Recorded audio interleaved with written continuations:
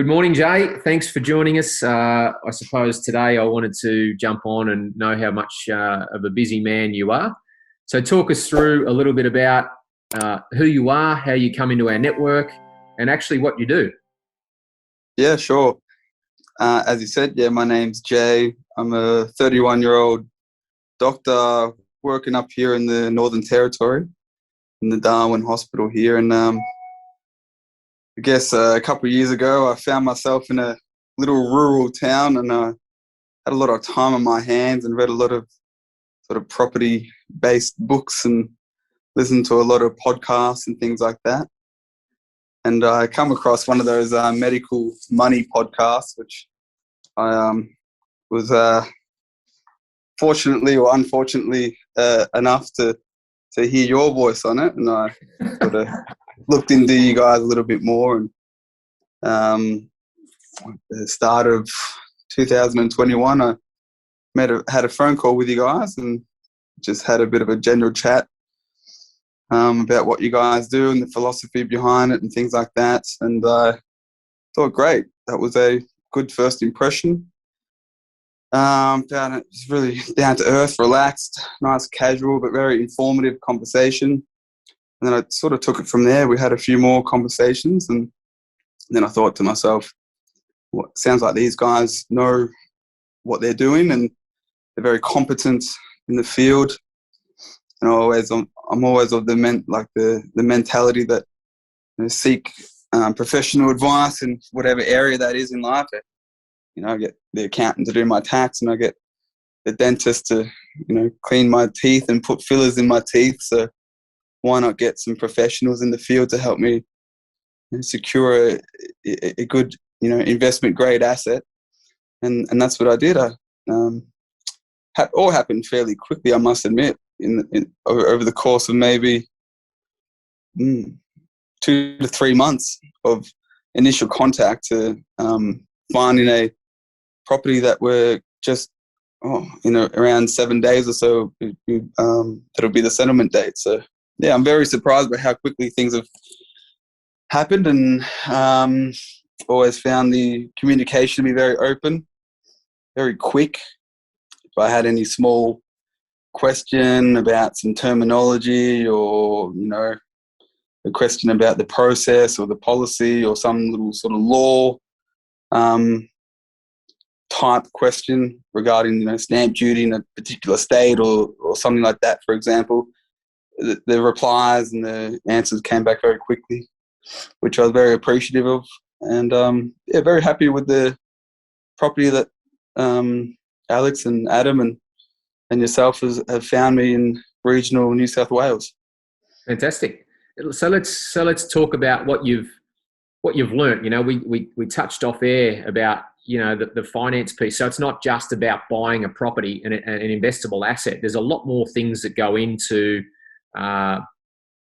owning real estate from the property management perspective, but also insurances, but scaling it right back to actually having a bit of a plan and then understanding the finance structure. So take us through what you sort of thought. You've engaged our services to buy a good property, but where have you sort of been a little bit surprised where it's gone sort of over and above your expectations, so to speak?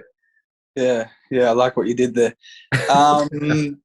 No, you're right. Like, I must admit, it's more complicated and more complex than I had originally thought.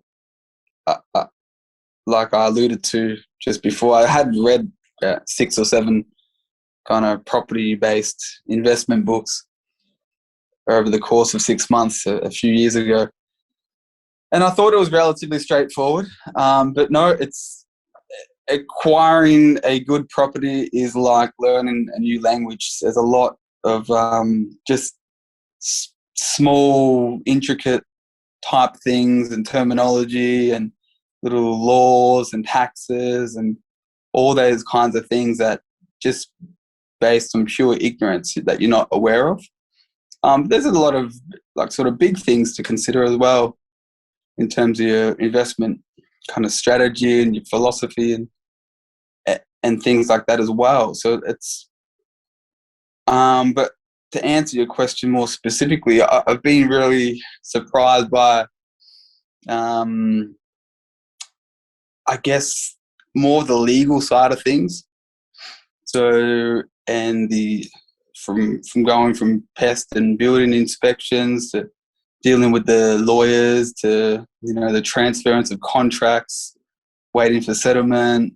And then there's the finance side of things where I must admit, I think it's worked out pretty smoothly, but still the financial aspect of this is still thorough. It's very thorough and a bit tedious at times, but so it's been good to bounce back with you guys and check in and make sure that I'm doing things correctly and that it's all running smoothly, which it has been. Yeah. Yeah, it's good because there's so many things from a legal perspective, but also a finance perspective that if we set it up right at a foundational level, not the property's one thing. If we've got the right finance structure in place for you, it builds a solid platform where we can springboard and catapult into future investments. So your plan, let's just go through a bit of what your overall goals and objectives, which we touched off there, over the next sort of 12, 18 months, maybe 24 months. Yeah. Well, my long-term plan is to be part-time by the age of 40 to 45, somewhere around there. I'm 31 at the moment. And I'd like to use primarily property as a vehicle to achieve that. So I've got this first property that we're waiting for settlement in 7 days. So it's a big tick, and I'm very happy with what was secured there. I guess it would be nice to get something else in the next 18 months.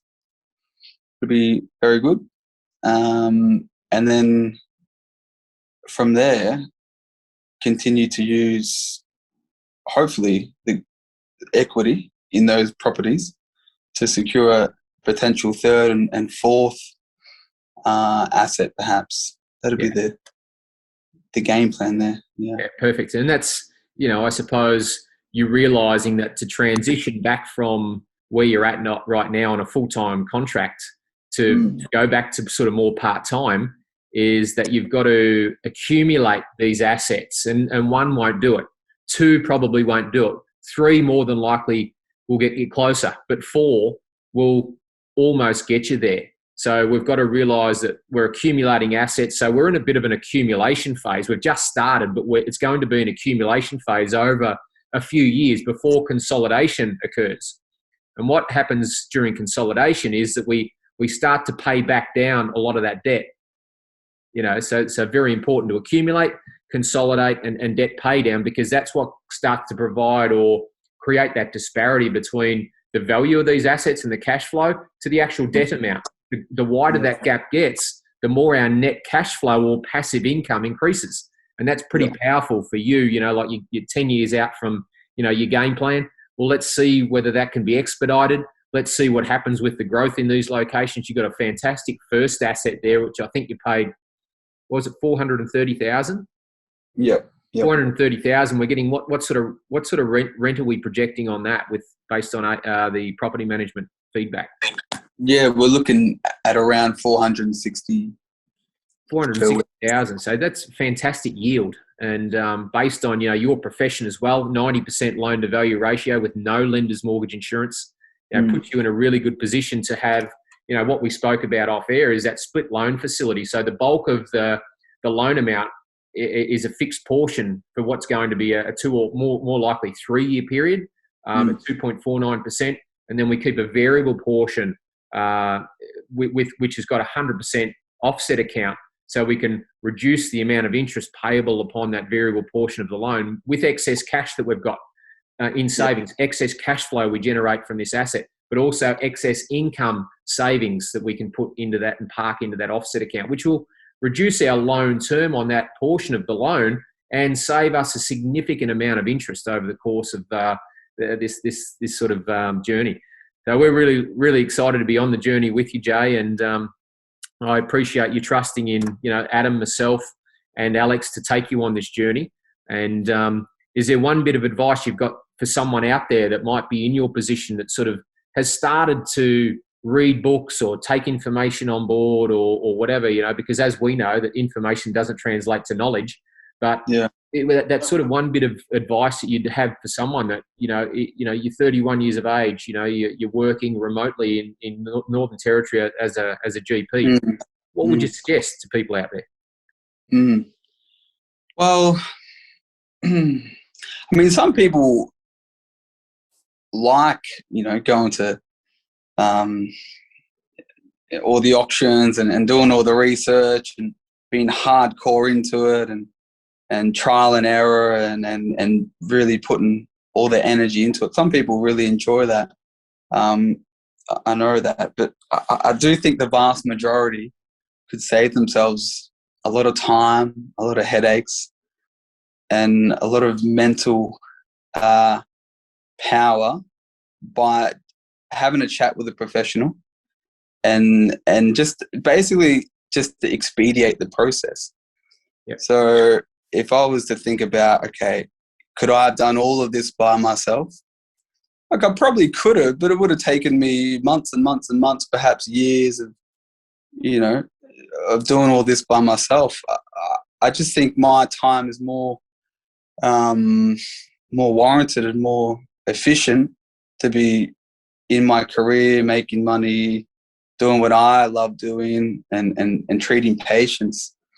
And why not expedite that I guess that wealth component of your life through property, through professionals such as your business and what you guys do. So then my advice would be for someone who's curious, who's reading books about it, who's listening to podcasts about it, have a chat with Over and Above and have a general chin wag about what is possible, what is feasible, what sort of time frames you're looking at with your company, as opposed to what they could potentially be, I wouldn't say the word wasting, but really what they could be potentially spending many, many months and perhaps years where that process could be expedited.